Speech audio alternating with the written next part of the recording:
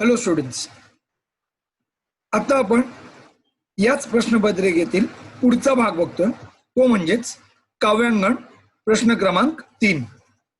सुखाचे सुख या संतवाणीवर या कवितेवर आधारित 2 प्रश्न तुम्हाला परीक्षेत विचारले होते.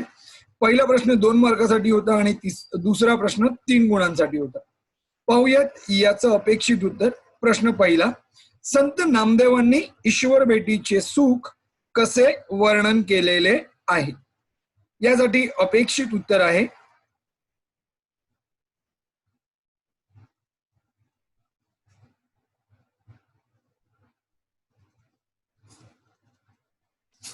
हे आहे तुमच्या समोर स्क्रीनवर असलेलं या प्रश्नासाठी असलेलं अपेक्षित उत्तर. सुखांचे हे सुख ही संतवाणी होती, यातला पहिला प्रश्न आणि त्याचं उत्तर. संत नामदेव महाराज विठ्ठलाचे परम भक्त होते. परमेश्वराचे दर्शन होणे म्हणजे जीवनातील परम सुख लाभणे होय. ईश्वर सुख मिळणे म्हणजे सर्वश्रेष्ठ सुख मिळणे. देव भगवान मिल गया उससे ज्यादा और क्या चाहिए, बरोबर ना? यस, ते तिथे म्हटलेलं आहे. विठ्ठलाच्या दर्शनाने नामदेवांना झालेल्या परमसुखाचा लाभ त्यांनी सुखांचे हे सुख या अभंगात वर्णन केलेला आहे. विठ्ठल भगवान यांचं साक्षात दर्शन झालं आणि त्या दर्शनाने मिळालेला परमसुख, सर्वश्रेष्ठ सुख याचा अनुभव संत नामदेव महाराज आपल्या समोर संतवाणीतून वर्णन करत आहेत. तर बघूया आपण उत्तराचा दुसरा परिच्छेद. परमेश्वर हा सुखाचा सागर असतो. अर्थातच परमेश्वर म्हणजेच परम ईश्वर, जो आपल्या सृष्टीचा, आपल्या धरतीचा, आपल्या जीवनाचा, चराचराचा निर्माता आहे, चराचराचा करता धरता आहे. हा सर्व सुखाचा सागर आहे. आणि असाच हा परमेश्वर संत नामदेवांसाठी भगवान विठ्ठल. विठ्ठल म्हणजे सुख आहे असं संत नामदेव महाराज म्हणतात. अशाच या सुखाच्या दर्शनाने सुख संत नामदेवांना लाभले. असाच या सुखाच्या दर्शनाचे सुख संत नामदेव यांना लाभले म्हणजे यांना मिळाले. सर्वश्रेष्ठ सुख संत नामदेव यांना लाभले, भगवान दिखले. म्हणून श्री हरिमुखाचे दर्शन हे परमोच्च सुख असे ते म्हणतात. म्हणून ते म्हणतायत की श्री हरिमुख, श्री हरीचा चेहरा, या परमेश्वराचा चेहरा दिसणे हे सर्वश्रेष्ठ सुख आहे. आपले सारे दुःख, ताप, त्रास त्यामुळे शांत होतात. परमेश्वर जेव्हा आपल्या पाठीशी असतो, आपल्याला मार्ग दाखवत असतो, तेव्हा आपल्या जीवनातील सर्वच दुःख, त्रास, यातना निघून जातात. विठ्ठलाच्या भेटीने माझी सारी तहान भूक मिटली आहे. अशा या विठ्ठलाला जेव्हा मी भेटलो तेव्हा त्याच्या दर्शनाने माझी तहान, माझी भूक पूर्णपणे मिटली, समाप्त झाली. आता यानंतर विठ्ठल दर्शनानंतर मला कोणत्याच गोष्टीची अपेक्षा नाही. ना कोणती भूक लागेल, ना कोणतीही तहान लागेल, काहीच नको मला. सर्व गोष्टी मिळाल्या, मी तृप्त झालो, सर्व इच्छा शांत झाल्या असं संत नामदेव महाराज म्हणतात. परमेश्वर दर्शनापेक्षा इतर कोणतीही इच्छा श्रेष्ठ असू शकतच नाही असं मत संत नामदेव महाराजांनी इथे व्यक्त केलं. म्हणून विठ्ठलाला ते आपली आई मानतात. विठ्ठल म्हणजे विठा माऊली. संत नामदेव महाराज विठ्ठलाला आपली आई, माऊली म्हणतात. अशा या विठ्ठल माऊलीच्या दर्शनाने माझ्या सर्व इच्छा पूर्ण झाल्या, तृप्त झाल्या. मला झालेला आनंद शब्दात वर्णन करता येणारा नाही. असे असीम सुख विठ्ठलाच्या दर्शनाने मला लाभले आहे असे संत नामदेव महाराज या संतवाणीतून वर्णन करत आहे. सर्वांना हे उत्तर कळलेलं असेलच. या उत्तरापैकी प्रत्येक ओळ व्यवस्थित एक्सप्लेन केलेली असेल, मुद्दे व्यवस्थित मांडले असतील तरच 2 मार्क मिळतील. अर्धवट मुद्दे मांडले असतील आणि अर्धे मुद्दे नसतील तर अर्धा ते 1 गुण मिळू शकतो आणि शब्द चुकांसाठी अर्धा 1 गुण जाऊही शकतो. तर अशा प्रकारे हे उत्तर योग्य असल्यास पूर्ण 2 मार्क, जर अर्धवट उत्तर बरोबर असेल तर 1 मार्क, जर उत्तर चुकीचे असल्यास 0 मार्क देण्यात येईल. वळूया आपण दुसऱ्या प्रश्नाकडे. दुसरा प्रश्न आहे, ईश्वर भेटीच्या सुखाचे वर्णन करताना संत नामदेव कोणते दाखले देतात? ईश्वर भेटल्यानंतर मिळणारं सुख कसं असतं यासाठी संत नामदेव महाराज यांनी वापरलेली उदाहरणे कोणती कोणती आहेत? दाखले म्हणजेच उदाहरणे. बघूया कोणकोणती उदाहरणे त्यांनी दिलेली आहेत दुसऱ्या उत्तरात.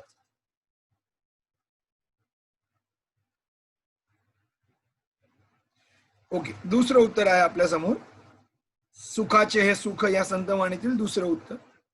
संत नामदेव महाराज म्हणतात की श्री हरिमुख हे परमोच्च सुख आहे. फक्त या ईश्वराच्या दर्शनाने सुद्धा जीवनातील पाप, ताप, दुःख, त्रास, यातना नष्ट होतात. इतके त्यात सामर्थ्य आहे, ताकद आहे, ताकद की त्याचं दर्शनही झालं ना तरी आपलं जीवन सरळ सफल होत. परमेश्वर दर्शनाचा आनंद इतका आहे की मला त्याचे वर्णन शब्दात करता येत नाही. तो आनंद शब्दातीत आहे, शब्दांच्या पलीकडचा हा आनंद आहे. येस, स्पीचलेस आहे तो आनंद वर्णन करताना. त्यासाठी संत नामदेव महाराज काही दाखले देऊन तो आनंद वर्णन करतात. काही दाखले म्हणजे काही उदाहरणं देऊन त्यांचा आनंद ते आपल्या समोर मांडतायत. चंद्राला पाहून जसा चकोर पक्षाला आनंद होतो, चंद्राला पाहून हा चकोर पक्षी जगत असतो. तो चंद्र दिसल्यानंतर चकोर पक्षाला त्याचं जीवन मिळाल्याचा आनंद होतो. व आकाशात आलेले ढग म्हणजेच मेघ पाहून मयुराला म्हणजेच मोराला आनंद होतो. ज्याप्रमाणे चकोर पक्षाला त्याचं जीवन असलेले चंद्रकिरण मिळते, त्याप्रमाणे या मयुरासाठी त्याच्या जीवनात आनंददायक, आल्हाददायक वातावरण म्हणजे पावसाचं वातावरण, हे पावसाचे काळे ढग पाहून जसा या मयुराला, मोराला आनंद होतो, तसाच आनंद, तशाच आनंदाचा बहर माझ्या मनाला झालेला आहे असे संत नामदेव महाराज म्हणतात. कारण मला कोण भेटलं आहे? येस विद्यार्थी मित्रांनो, मला विठ्ठलाचं दर्शन झालेलं आहे, परमेश्वराचं दर्शन झालेलं आहे, हे इथे सांगितलं. विठ्ठल दर्शनाने मी न माझा उरलो अशी त्यांची अवस्था झाली आहे. मी न माझा उरलो म्हणजे मी माझ्यात नाही, आता मी परमोच्च सुखात हरवलेलो आहे असं त्यांना म्हणायचं. म्हणून ते म्हणतायत मी न माझा उरलो अशी त्यांची अवस्था झाली. मी जणू विठ्ठलमय झालो आहे, मी परमेश्वराच्या सुखात, समाधानात, आनंदात, त्या त्या वातावरणात हरवून गेलो आहे.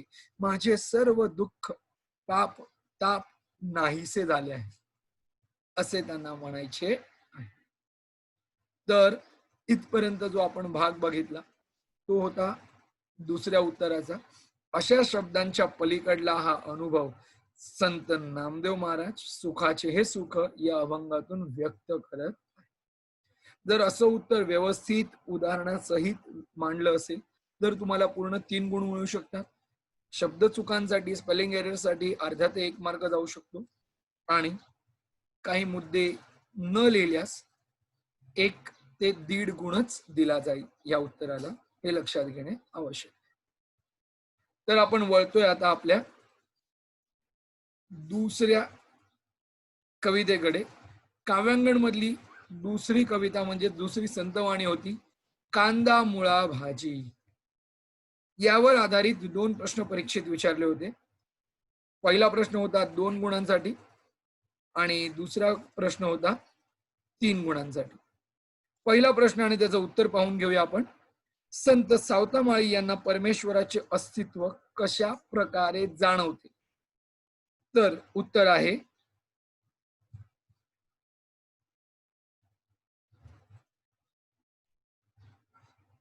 कांदा मुळा भाजी या संतवाणीतील पहिल्या प्रश्नाचं उत्तर आपल्या समोर आहे.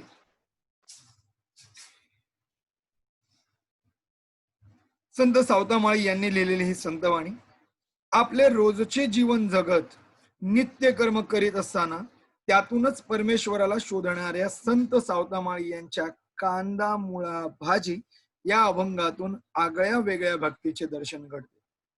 तुम्ही कधी पाहिलंच नसेल अशी ही भक्ती आहे, आगळी वेगळी भक्ती. कांदा, मुळा, भाजी, शेतीत उगवणाऱ्या या सगळ्या वस्तूंमध्ये, या गोष्टींमध्ये या संत सावतामाळी यांना त्यांच्या स्वतःच्या शेतात विठ्ठल दिसतो. भाज्यांमध्ये विठ्ठल दिसतो. Can you imagine this? Yes, तसं होतं. आपण संतवाणीत समजून घेतलंय ते. पुढे लिहिलंही आहे, बघूया. आपले कर्तव्य, आपला व्यवसाय आणि परमेश्वर या दोनही गोष्टी अभिन्न आहेत. हे समजवण्याचा त्यांनी प्रयत्न केला या संतवाणीत. आपले कर्तव्य, आपलं काम, आपला व्यवसाय, आपली जबाबदारी आणि भगवान परमेश्वर या दोनही गोष्टी आहेत ना, अभिन्न आहेत, म्हणजेच एकत्र आहे.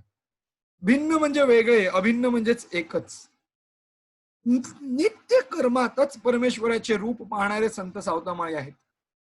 नित्यकर्म म्हणजेच रुटीन, दैनंदिन जीवन. दररोजच्या जीवनात, प्रत्येक कार्यात, प्रत्येक कर्मात, प्रत्येक कामात आपल्याला ईश्वर भेटतो असं ते म्हणतात. म्हणूनच आपल्या मळ्यातच पंढरी पाहून, आपल्या मळ्यातच पंढरपूर आहे असं पाहून ते विठ्ठलाचे नामस्मरण तिथे करतात. पंढरपूरला जाऊन विठाई माऊलीचे दर्शन घेणे त्यांना शक्य झाले नसले तरी आपल्या भक्तीच्या जोरावर पंढरीलाच आपल्या मळ्यात आणले आहे. मी पंढरपूरला जाऊन विठ्ठलाचं दर्शन घेऊ शकेन असं मला वाटत नाही. म्हणून मी संत सावतामाळी यांनी आपल्या शेताला पंढरपूर बनवलं आणि या शेतामध्ये उगवणारी भाजी म्हणजेच माझी विठाई. त्यांचं म्हणणं हेच होतं, या शेतातील भाजी विठाई माझी. पुढे सांगितलंच आहे, बघूया आपण. पंढरपूरला जाऊन विठाई माऊलीचे दर्शन घेणे शक्य नसले म्हणून भक्तीच्या जोरावर पंढरीलाच आपल्या मळ्यात, आपल्या शेतात आणले. त्यात लावलेल्या कांदा, मुळा अशा भाज्याच जणू काही विठाई माऊली आहे. ते एकरूपतेचा अनुभव घेतात. असा ते एकरूपतेचा अनुभव घेत आपल्याला त्यांच्या मनाची धन्यता स्पष्ट करून सांगतात. त्यांना या कांदा, मुळा अशा या भाज्यांमध्येच कसं विठ्ठलाचं रूप दिसतं, कसं त्यांना ग्रेटनेस वाटतं ते त्यांनी सांगण्याचा प्रयत्न केला आहे. अशा प्रकारे जळी स्थळी पाषाणी परमेश्वर दिसतो. जळी स्थळी परमेश्वर आणि परमेश्वराचे अस्तित्व पाहणारे व विठ्ठलाच्या पायी आपला जीव गुंतवणाऱ्या सावतामाळ्यांना मळ्यातील भाजीतूनच विठ्ठलाचे दर्शन होत आहे. अशी ही संतवाणी आणि त्यातील या प्रश्नाचे उत्तर जे आता आपण पाहिले. बघूया प्रश्न क्रमांक 2. येस, संत सावतामाळी यांच्या भक्तांचे वेगळेपण कशात आहे? संत सावतामाळी यांच्या भक्तांचे वेगळेपण कशात आहे? येस, तर मी तुम्हाला याचं उत्तर सांगणार आहे. बघूया आपण मॉडेल आन्सर.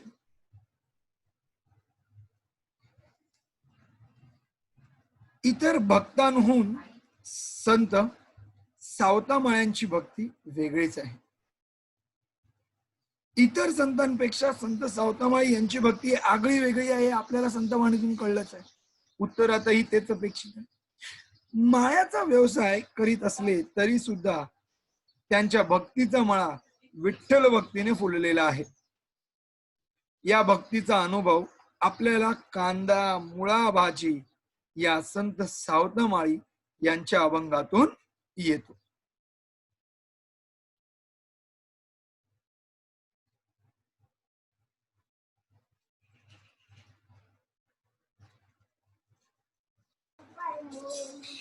तर पंढरपूरला असलेले विठ्ठलाचे रूप तर सर्व परिचित आहे. असेच हे पंढरपूरला असलेले भगवान विठ्ठल यांचं रूप, त्यांचं स्वरूप, त्यांचं श्रेष्ठत्व सर्व परिचित आहे.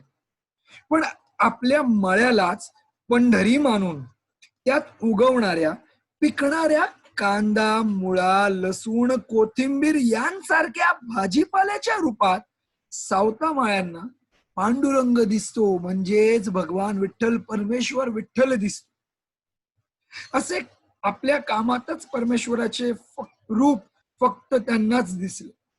आपल्या कर्मात, आपल्या कामातच परमेश्वर आहे हे मानणारे फक्त संत सावता माळी. माळावर कष्टाचे काम तासन तास करताना मन मात्र ईश्वर चरणी लागलेले असते.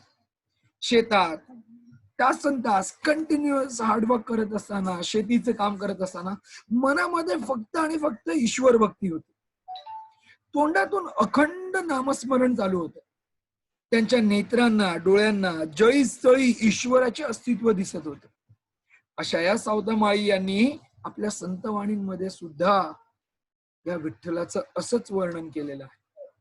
माणसाने आपले कर्तव्य कर्म अगदी प्रामाणिकपणे करावे, पण ते करताना मात्र भावभक्तीने देवाचे नाम घ्यावे.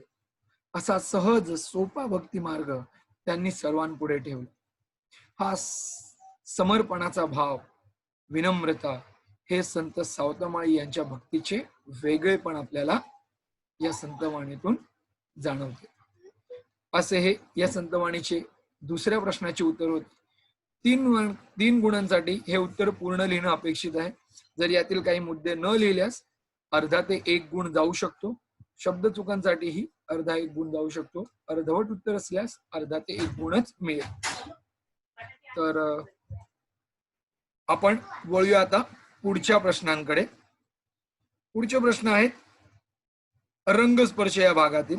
जर तुम्ही रंगस्पर्श या पुस्तकाचा अभ्यास करून उत्तर लिहिली असतील तर तुमच्या समोर आहे प्रश्न क्रमांक 4. प्रश्न क्रमांक 4 यामध्ये सकाळचा अभ्यास या भागातून घेतलेले 4 प्रश्न आहेत 10 गुणांसाठी. पहिला प्रश्न आहे, दिनू व दामू परस्परांच्या कोणत्या तक्रारी आईजवळ करत होते? येस, याचं उत्तर आपण पाहतोय, तर लक्ष द्या व्यवस्थित.